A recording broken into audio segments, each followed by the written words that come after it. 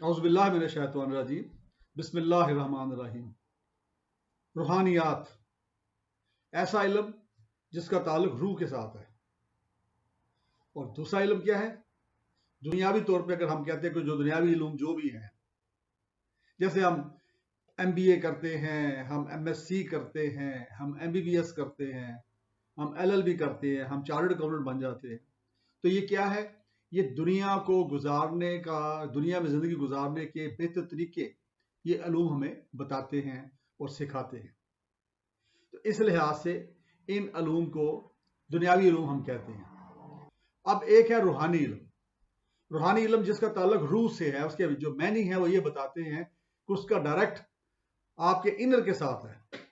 रूह जो है हमारे अंदर है ना, हम अगरचे हम जो कुछ कर रहे हैं, हम जिस्मानी तौर पे जो मैं नजर आ रहा हूँ, इसमें जो मूवमेंट कर रहा हूँ, ये रूह ही करवा रही है मुझसे, लेकिन रूह नजर नहीं आती। मावराई एक एक एक है, एक चीज है जो हमारी जो दुनियावी आंखें हैं वो उन्हें नहीं देख सकती, ठीक है। लेकिन बहरहाल कुछ लोग जो कि अल्लाह के करीब हैं और अल्लाह ताला ने उनको इस्तात दी हुई है, अल्लाह ताला ने ये इल्म थोड़ा या ज्यादा दिया हुआ है, तो वो सुना है कि वो भी देख लेते हैं। बहरहाल इस पे वो तो है अल्लाह का क्या कहते हैं कि मर्जी है। अल्लाह ताला जिस पे अपनी मेहरबानी करें, जिसको जितना इल्म अता करें उतना इल्म उसको मिल जाता है और वो दे देते हैं। तो सारे जो इल्म हैं, बेसिकली ये ज़हन में रख लीजिए, चाहे दुनियावी इल्म है चाहे रूहानी इल्म है, ये सारे के सारे इसकी जो मंबा है जहाँ से ये मिलते हैं वो अल्लाह ताला की ज़ात मुबारक है। अल्लाह ताला हमें दिमाग दिया जिसको हम इस्तेमाल करते हैं, हमें अकल दी, हमें टेक्निकल नॉलेज जो है जो मिलता है वो सारे दिमाग और अकल की वजह से हम उसको सीखते हैं, फिर उसके बाद अमल करते हैं। तो ये सारी चीज़ें जो हैं, सारी जो आप कह लें कि हमारे अंदर अहलियतें हैं या अहलियत है, ये अल्लाह की तरफ से दी गई है। रूहानियत को साबित किया इसने मोबाइल फ़ोन। ये जो मोबाइल फ़ोन है ये एक छोटी सी ईजाद है जिससे ये साबित कर दिया कि रूहानियत है, यानी ऐसा इल्म है, ऐसी दुनिया है जो हमें नज़र नहीं आती, लेकिन वो है क्योंकि हम उनको देख नहीं सकते। अब ये मोबाइल जो है, इससे आप 1 मिनट में अमेरिका में बात कर लेते हैं, इसमें आप 1 मिनट में ऑस्ट्रेलिया में बात कर लेते हैं, दुनिया किसी से बात कर लेते हैं, ठीक है। और ऐसे लगता है जैसे ये बंदा बिल्कुल पास खड़ा है और उसकी आवाज़ बड़ी क्लियर आ रही होती है और कम्युनिकेशन हो रही थी, दरमियान में टाइम भी कोई खास ज़ाया नहीं हो रहा होता, यानी महसूस ही नहीं होता कि शायद दरमियान को टाइम लग रहा है। इसी तरह आप टीवी देख रहे हैं, आपके टेलीविजन चैनल्स हैं मुख्तलिफ, ठीक है, तो कोई तार नहीं लगी, केबल कोई नहीं लगी इसके साथ, ठीक है। ये मोबाइल जो है इसके साथ कोई केबल नहीं है, कोई तार नहीं है। तो इसका मतलब ये है कि वेव्स जो हैं बड़ी एक्यूरेट तरीके से वो यहाँ से खारिज भी हो रही हैं और इधर आ भी रही हैं, और यहाँ से जब खारिज होती है तो कन्वर्ट होकर वेव्स बन के जाती हैं और फिर वहाँ पे जो भी कोई इंस्ट्रूमेंट है टेलीफोन का वो उसको कन्वर्ट करता है दोबारा उसी असल हालत में, और वही आवाज़ वहाँ पे बन के लोग सुन रहे होते हैं। तो यहाँ तक कि आप व्हाट्सएप पे, आप स्काइप पे बगैर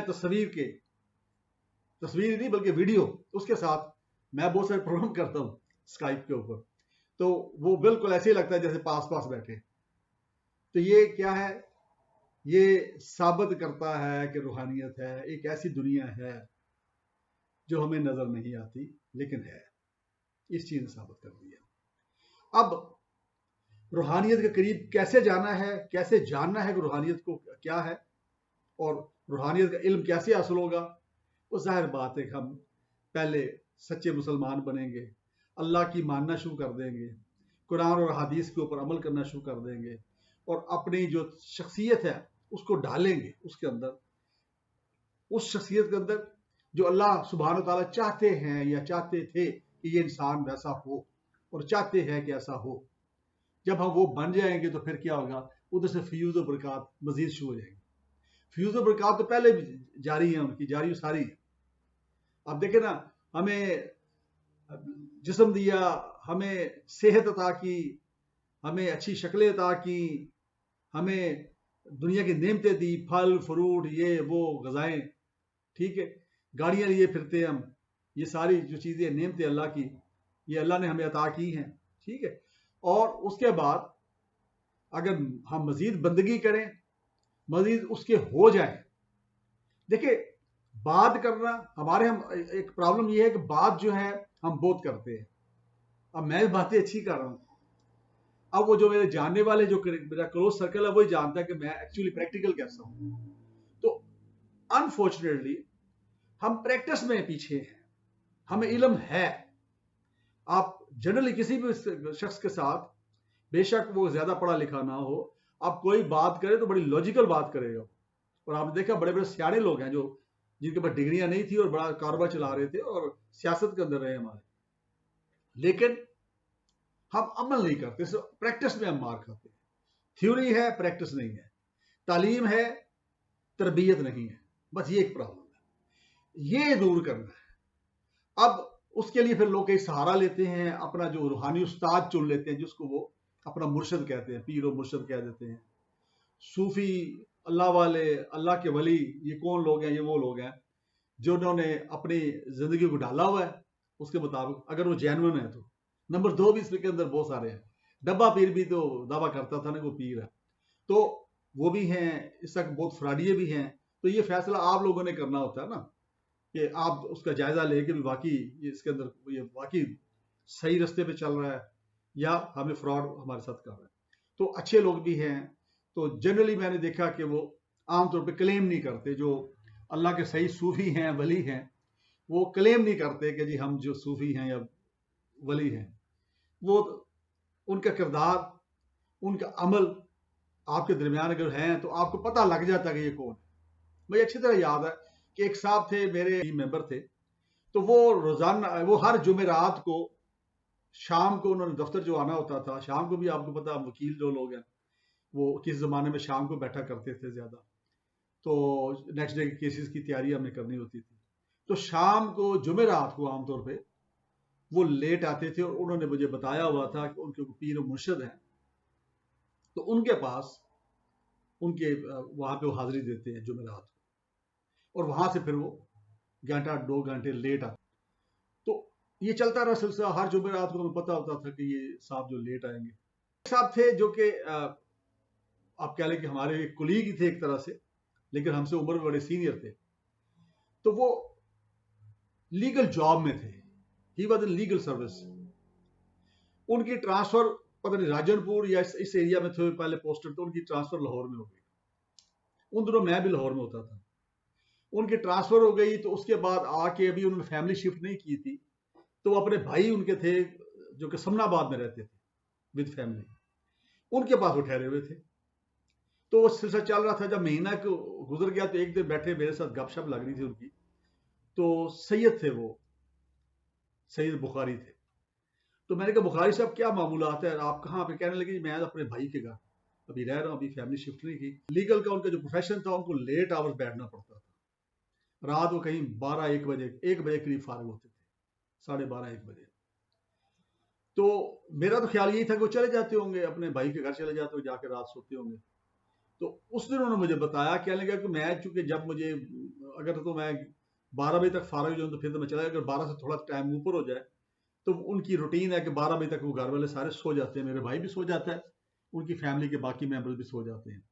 تو پھر میں سوچتا ہوں یار میں جاؤں گا تو میں ان کو جگاؤں گا, اور پھر وہ گیٹ کھولیں گے اور ان کی نیند ڈسٹرب ہوگی.